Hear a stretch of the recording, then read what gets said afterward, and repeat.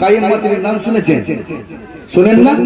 একটা পীর জাদা একটা স্টেজে বলছে আল্লামা পীর অমুক, মানে আল্লামা পীর কাইয়ুম সাহেব। ও আবার পীর হলো কবে? ও আবার তো মুরিদ করবে দুদিন পর।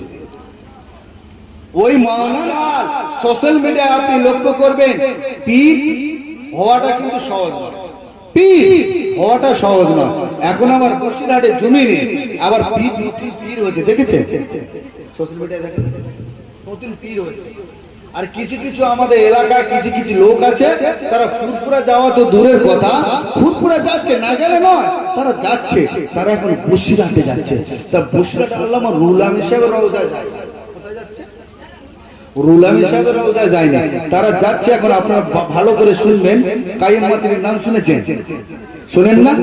একটা পীর জাদা একটা স্টেজে বলছে আল্লামা পীর অমুক, মানে আল্লামা পীর কাইয়ুম সাহেব। ও আবার পীর হলো কবে? ও আবার তো মুরিদ করবে দুদিন পর। ওই মাওলানা ওই মুফতি সাহেব ভালো করে জানে যে আল্লাহ 100 বছর পর পর একটা করে মুজাদ্দিদ পাঠায়। তা দাদা হুজুর পীর কেবলা মারা গিয়ে ইন্তেকাল করেছেন, আজ থেকে 80, 85, 90 বছর চলছে, তাহলে 10 বছর পরে আল্লাহ আরেকটা মুজাদ্দিদ দেবেন, আল্লাহ আরেকটা মুজাদ্দিদ দেবেন। তাহলে সেটা পশ্চিম বাংলা হতে পারে, আপনার উত্তরবঙ্গ হতে পারে, দক্ষিণবঙ্গ হতে পারে, ভারতবর্ষে পাকিস্তান হতে পারে, বাংলাদেশে হতে পারে, যে কোনো জায়গায় আল্লাহ একটা মুজাদ্দিদ পাঠাবেন। ওই মুফতি সাহেব মনে করছে যে 100 বছর পর পর তো একটা করে মুজাদ্দিদ, তা আমি একবার মুজাদ্দিদ বলে দাবি করব। কিছু মুরিদ মুত্তাকিন তৈরি করলে বুঝতে পারছেন, টাকাতে সব কিছু হয়, আমার নামে পীর বলে ঘোষণা করে দেয়। আমি কথা বলছি, হয়তো অনেকে যারা ধরতে পারে, এই কথাটা রেকর্ডিং হচ্ছে, মানে অন্যজন শুনবে, ওর মুরিদ ভক্তরা বলবে হ্যাঁ এত বড় কথা বললো। ও যদি সত্যি দাদা হুজুর পীর কেবলাকে মানে, তাহলে ও আলাদা একটা সংগঠন করলো কেন? ও তো আহলে সুন্নাত ওয়াল জামাত সংগঠন করতে পারে।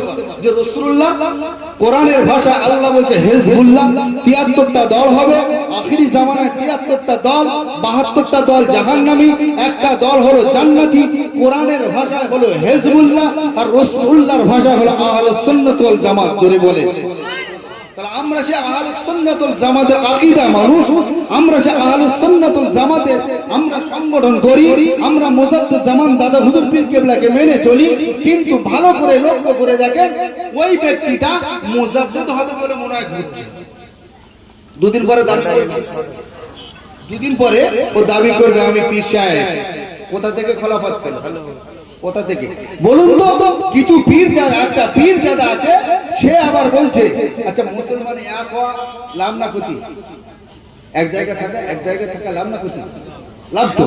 বলছে কে বেরিলি, কে আজানগাছি, কে শিয়া, কে সুন্নি, কে হিজবুল্লাহ, কে নেয়াতল, কে নানতো বাবা, কে এটা ওরা, আমরা মুসলমান সবাই এক হয়ে আসো। আমার ফুরফুরা শরীফের জমিনে কিছু কিছু ভাইজানেরা পীর জাদারা, তারা এই সমস্ত বলছে, ভালো বলছে না খারাপ বলছে?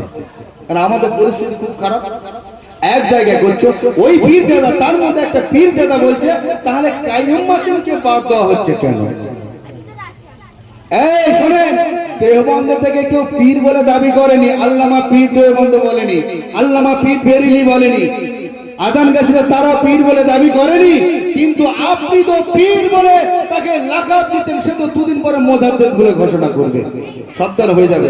আমাদের এলাকায় কিছু আছে, তার কাছে আবার মুরিদ হচ্ছে, তাকে আবার নিয়ে এসে জেকেরে মহফিল করছে, তাকে নিয়ে এসে আবার জলসা করছে, করছে না করে বলে করছে। আমাদের এলাকায় বেশি দিন না, 5-7 কিলোমিটার রাস্তা, ভালো করে দেখবেন, তাকে নিয়ে আসছে কেন? ফুরফুরা শরীফ পীর জাদাতে নিয়ে আসা যায় না? লাভ না ক্ষতি? খারাপ লাগছে হয়তো, নাকি বলবো নাকি? আর অসুবিধা নেই তো? তাহলে কাইয়ুম মাতিন পীর বলে দাবি করতে মানতে পারবে এসব কথা? মানা যাবে না। যারা ওদেরকে, যারা ওদের পীর বলে মানছে, পীর আল্লামা বলে লাকাব দিচ্ছে, আমার মনে হয় ওদের ঈমান আছে কি নাই আল্লাহ। কারণ মুফতি সাহেব মসজিদে আছে, উনিও ভালো বলতে পারবে মাশাআল্লাহ। অল্প বয়স, যা বলার মধ্যে হয়তো অনেক বড় বড় কথা বলছি। মুসলমান ছেলেরা শুনে কে দাও, আমি আপনাদের কাছ থেকে বিদায় নিয়ে চলে যাব। এই যুবক যুবকেরা বাপেরা যতদিন বেঁচে থাকবেন আল্লাহ আল্লাহ রসুলকে গোলামগিরি করে, রসুল্লাহকে ভালোবাসেন, আল্লাহ নবীকে প্যার করেন। আল্লাহ নবী সাহাবী হযরত আবু বকর আল্লাহ নবীকে কেমন ভালোবেসেছিলেন শুনেন। এ যুবকেরা বাপেরা তরুণেরা আল্লাহ নবী আবু বকরকে ডাকলেন, এ আবু বকর এদিকে এসো বাবা, এদিকে এসো। আল্লাহ নবী কলেজা সাহাবী হযরত আবু বকর আল্লাহ নবী সম্মুখে গেলেন। আল্লাহ নবী বললেন, বাবা আবু বকর, রাজা রুজিদের কাছে চিঠি লেখার সময় বাবা শিলমোহর তৈরি করতে হবে। এ যুবকেরা আল্লাহ নবী আবু বকরকে বললেন, বাবা সাহাবী আবু বকর একটা আংটি করে নিয়ে এসো বাবা, আংটির গায়ে শুধু লিখবে লা ইলাহা ইল্লাল্লাহ, অন্য কিছু লিখো না। আল্লাহ নবী সাহাবী আবু বকর হুজুর আমার আংটি দোকানে চলে গেলেন, আংটি দোকানে গিয়ে আংটিটা তৈরি করে নিয়েছে, আল্লাহ নবীর হাতে দিয়ে দিলেন। আল্লাহ নবী ওই সব আংটিটা খুলে বললেন, এ বাবা সাহাবী আবু বকর, আমি রাসূলুল্লাহ তোমাকে শুধু লিখতে বলেছিলাম লা ইলাহা ইল্লাল্লাহ, তুমি এতগুলো কেন লিখেছে বলো? এ যুবকেরা আল্লাহ নবী কি বলেছিলেন, বাবা আবু বকর তুমি কেন এতগুলো লিখেছে বলো? আল্লাহ নবী সাহাবী আবু বকর কি বলেছিলেন, ইয়া রাসূলুল্লাহ ইয়া হাবিবাল্লাহ, আমার জান আপনার কদমে কুরবান হয়ে যাক, আমার পিতা মাতা আপনার কদমে কুরবান হয়ে যাক। ইয়া রাসূলুল্লাহ ইয়া হাবিবাল্লাহ, আমি আবু বকর যখন আংটিটা দোকানে গেলাম, আমি আবু বকর চিন্তা করলাম যেখানে আল্লাহর নাম সেখানে আপনার নাম, আর সাজিমে আল্লাহর নাম ওখানে আপনার নাম, নামাজেতে আল্লাহর নাম ওখানে আপনার নাম, কোরআনে আপনার জিকির ওখানে আপনার জিকির, তাওরাতে আল্লাহর নাম ওখানে আপনার নাম, ইনজিলেতে আল্লাহর নাম ওখানে আপনার নাম, জবুরেতে আল্লাহর নাম ওখানে আপনার নাম, সাহাবাদের মুখে আল্লাহর নাম ওখানে আপনার নাম, ফেরেশতাদের মুখে আল্লাহর নাম ওখানে আপনার নাম, জান্নাতের পাতায় পাতায় আল্লাহর নাম ওখানে আপনার নাম, জান্নাতের পাতায় পাতায় আল্লাহর নাম ওখানে আপনার নাম। ইয়া রাসূলুল্লাহ ইয়া হাবিবাল্লাহ, আদম সফিউল্লাহর মুখে আল্লাহর নাম ওখানে আপনার নাম, মুসা কালিমুল্লাহর মুখে আল্লাহর নাম ওখানে আপনার নাম, ঈসা রূহুল্লাহর মুখে আপনার নাম ওখানে আল্লাহর নাম। ইয়া রাসূলুল্লাহ ইয়া হাবিবাল্লাহ, তাই আমি আবু বকর আংটিওয়ালাকে বলেছিলাম আপনি লিখে দাও লা ইলাহা ইল্লাল্লাহু মুহাম্মাদুর রাসূলুল্লাহ।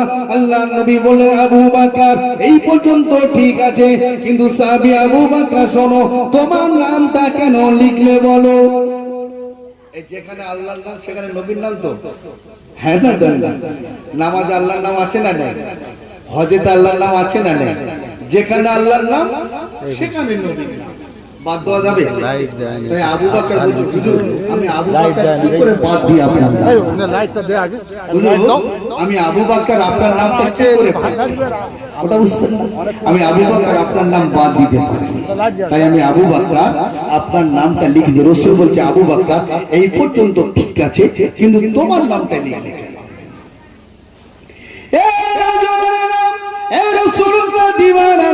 শুনে কেনেন জেনে কেনেন মায়েরা বোনেরা বেটিরা শোনেন, আল্লাহ নবী কলেজা সাহাবী হযরত আবু বকর হুজুর আমার ঝরঝর করে কাঁদেন, ইয়া রাসূলুল্লাহ ইয়া হাবিবাল্লাহ, হুজুর আমি আবু বকর আমার নাম লিখি না গো। আমার আল্লাহ পাক ওই সাল্লামকে পাঠালেন, এই ফেরেশতা সাল্লাম যা জলদি করে দুনিয়া জমিনে চলে যাও, আমার নূরে মুজাসসামকে বলে এসো, আমার হাবিবকে বলে এসো, হাবিব আপনি আবু বকর উপরে গোসা কি হবেন না, হাবিব আপনি আবু বকর রাগান্বিত হবেন না। ইয়া রাসূলুল্লাহ ইয়া হাবিবাল্লাহ, আল্লাহ পাক আবু বকরকে কবুল করে নিয়েছে। আল্লাহ নবী সাহাবী আবু বকর মাথা নিচু করে কাঁদে, আল্লাহ নবী আল্লাহ পাকের ফেরেশতা হযরত জিবরাইল আলাইহিস সালাতু ওয়াস সালাম বললেন, ইয়া রাসূলুল্লাহ ইয়া হাবিবাল্লাহ, আবু বকর আপনার আল্লাহর পাশ থেকে আপনার নামটা কেটে বাদ দেয়নি বলে আল্লাহ পাক আমি সাল্লাম আমাকে বললেন, এ জিবরাইল যা দুনিয়ার জমিনে গিয়ে আবু বকরের নামখানা আংটিতে লিখে দিয়েছো।